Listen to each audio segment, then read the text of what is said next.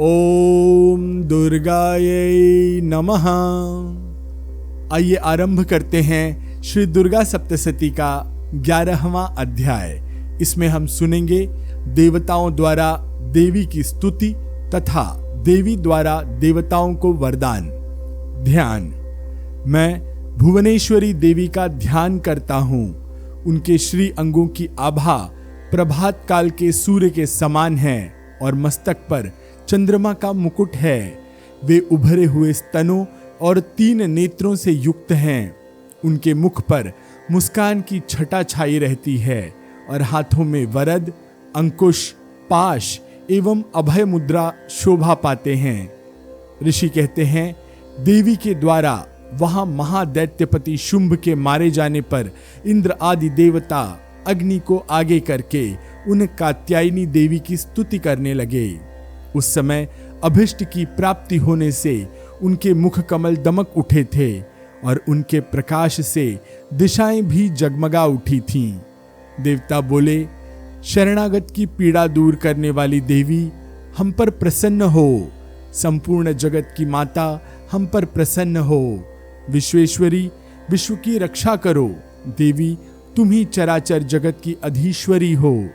तुम इस जगत का एकमात्र आधार हो, क्योंकि पृथ्वी रूप में तुम्हारी ही स्थिति है। देवी, तुम्हारा पराक्रम अलंघनीय है। तुम ही जल रूप में स्थित होकर संपूर्ण जगत को तृप्त करती हो। तुम अत्यंत बल संपन्न वैष्णवी शक्ति हो। इस विश्व की कारण भूता परा महामाया हो। देवी, तुमने इस समस्त जगत को मोहित कर रखा है। तुम ही प्रसन्न होने पर इस पृथ्वी पर मोक्ष की प्राप्ति कराती हो। देवी, संपूर्ण विद्याएं तुम्हारे ही भिन्न भिन्न स्वरूप हैं। जगत में जितनी स्त्रियां हैं वे सब तुम्हारी ही मूर्तियां हैं। जगदम्ब, एकमात्र तुमने ही इस विश्व को व्याप्त कर रखा है। तुम्हारी स्तुति क्या हो सकती है?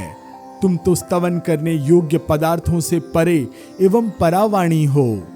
जब तुम सर्व स्वरूपा देवी स्वर्ग तथा मोक्ष प्रदान करने वाली हो, तब इसी रूप में तुम्हारी स्तुति हो गई। तुम्हारी स्तुति के लिए इससे अच्छी उक्तियां और क्या हो सकती हैं?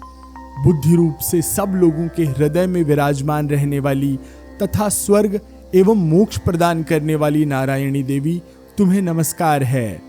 कला, काष्ठा आदि के रूप में क्रमशः परिणाम अर्थात अवस्था परिवर्तन की ओर ले जाने वाली तथा विश्व का उपसंहार करने में समर्थ नारायणी, तुम्हें नमस्कार है। नारायणी, तुम सब प्रकार का मंगल प्रदान करने वाली मंगलमयी हो। कल्याणदायिनी शिवा हो। सब पुरुषार्थों को सिद्ध करने वाली शरणागत वत्सला, 3 नेत्रों वाली एवं गौरी हो। तुम्हें नमस्कार है। तुम सृष्टि पालन और संहार की शक्तिभूता सनातनी देवी, गुणों का आधार तथा सर्वगुणमयी हो। नारायणी, तुम्हें नमस्कार है। शरण में आए हुए दीनों एवं पीड़ितों की रक्षा में संलग्न रहने वाली तथा सबकी पीड़ा दूर करने वाली नारायणी देवी, तुम्हें नमस्कार है। नारायणी, तुम ब्रह्माणी का रूप धारण करके हंसों से जुते हुए विमान पर बैठती तथा कुश मिश्रित जल छिड़कती रहती हो। तुम्हें नमस्कार है। माहेश्वरी रूप से त्रिशूल, चंद्रमा एवं सर्प को धारण करने वाली तथा महान वृषभ की पीठ पर बैठने वाली नारायणी देवी, तुम्हें नमस्कार है।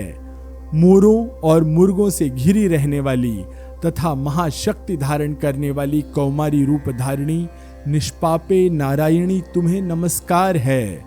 शंख, चक्र, गदा और शारंग धनुष रूप उत्तम आयुधों को धारण करने वाली वैष्णवी शक्ति रूपा नारायणी, तुम प्रसन्न हो। तुम्हें नमस्कार है। हाथ में भयानक महाचक्र लिए और दाढ़ों पर धरती को उठाए वाराही रूप धारिणी कल्याणमयी नारायणी, तुम्हें नमस्कार है। भयंकर नरसिंह रूप से दैत्यों के वध के लिए उद्योग करने वाली तथा त्रिभुवन की रक्षा में संलग्न रहने वाली नारायणी, तुम्हें नमस्कार है। मस्तक पर किरीट और हाथ में महावज्र धारण करने वाली, सहस्त्र नेत्रों के कारण उद्दीप्त दिखलाई देने वाली और वृत्रासुर के प्राणों का अपहरण करने वाली इंद्र शक्ति रूपा नारायणी देवी तुम्हें नमस्कार है। और वृत्रासुर के प्राणों का अपहरण करने वाली इंद्र शक्ति रूपा नारायणी देवी तुम्हें नमस्कार है। शिवदूती रूप से दैत्यों की महती सेना का संहार करने वाली, भयंकर रूप धारण तथा विकट गर्जना करने वाली नारायणी तुम्हें नमस्कार है। दाढ़ों के कारण विकराल मुख वाली, मुंडमाला से विभूषित मुंडमर्दिनी चामुंडा रूपा नारायणी तुम्हें नमस्कार है। लक्ष्मी, लज्जा, महाविद्या, श्रद्धा, पुष्टि, स्वधा, ध्रुवा, महारात्रि तथा महाअविद्या रूपा नारायणी तुम्हें नमस्कार है।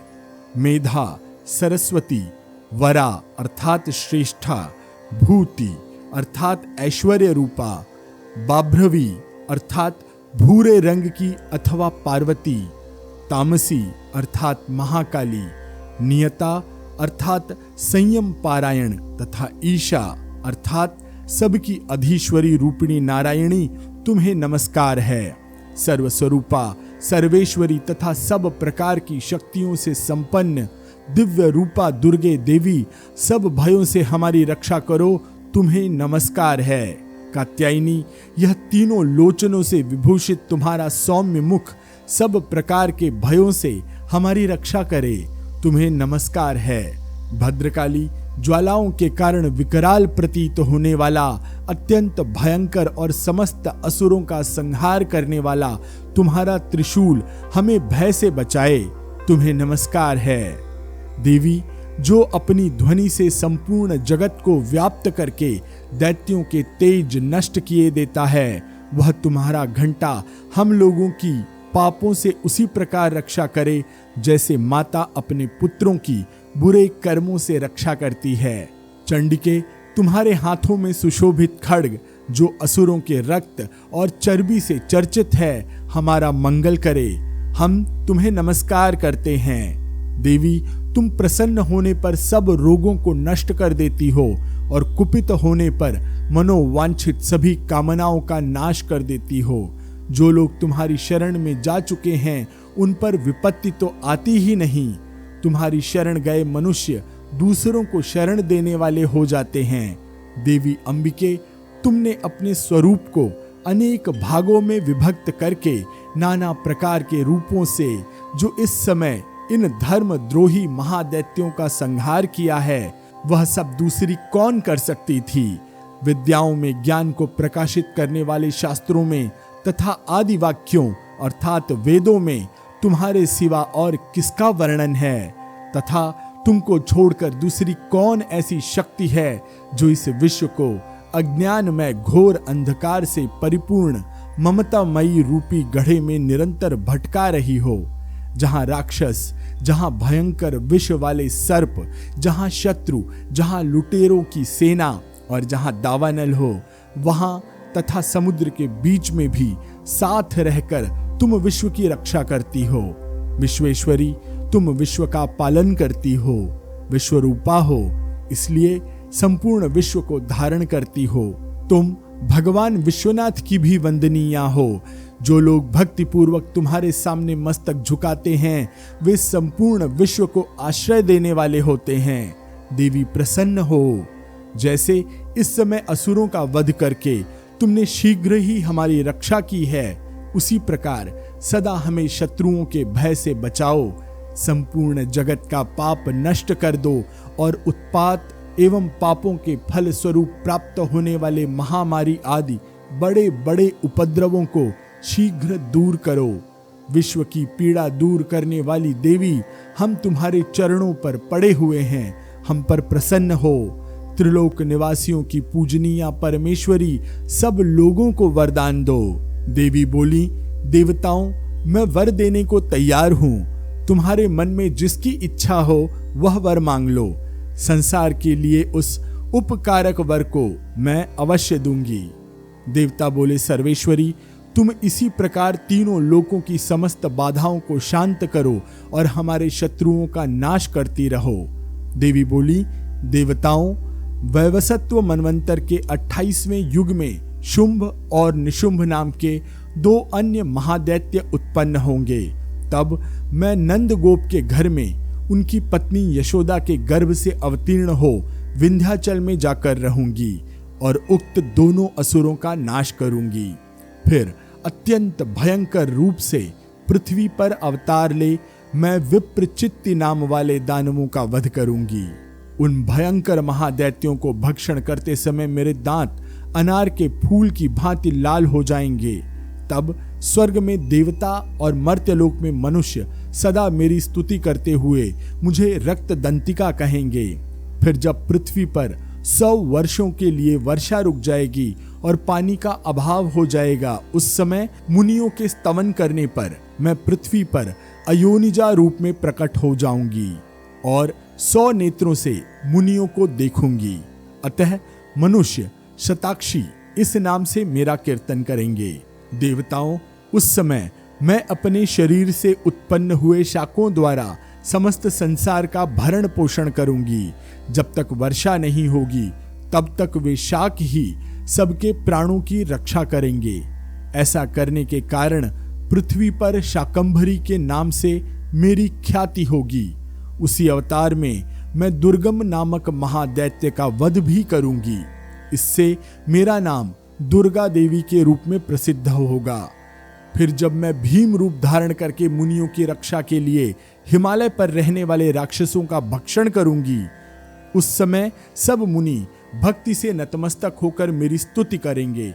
तब मेरा नाम भीमा देवी के रूप में विख्यात होगा। जब अरुण नामक दैत्य तीनों लोकों में भारी उपद्रव मचाएगा, तब मैं तीनों लोकों का हित करने के लिए 6 पैरों वाले असंख्य भ्रमरों का रूप धारण करके उस महादैत्य का वध करूंगी। उस समय सब लोग भ्रामरी के नाम से चारों ओर मेरी स्तुति करेंगे। इस प्रकार जब जब संसार में दानवी बाधा उपस्थित होगी, तब तब अवतार लेकर मैं शत्रुओं का संहार करूंगी। इस प्रकार श्री मार्कंडेय पुराण में सावर्णिक मनवंतर की कथा के अंतर्गत देवी महात्म्य में देवी स्तुति नामक 11वां अध्याय पूरा हुआ। मैं आशीष पी मिश्रा आपसे आज्ञा लेता हूं। अंक 12 और 13 अगले अंक में। ओम दुर्गायै नमः।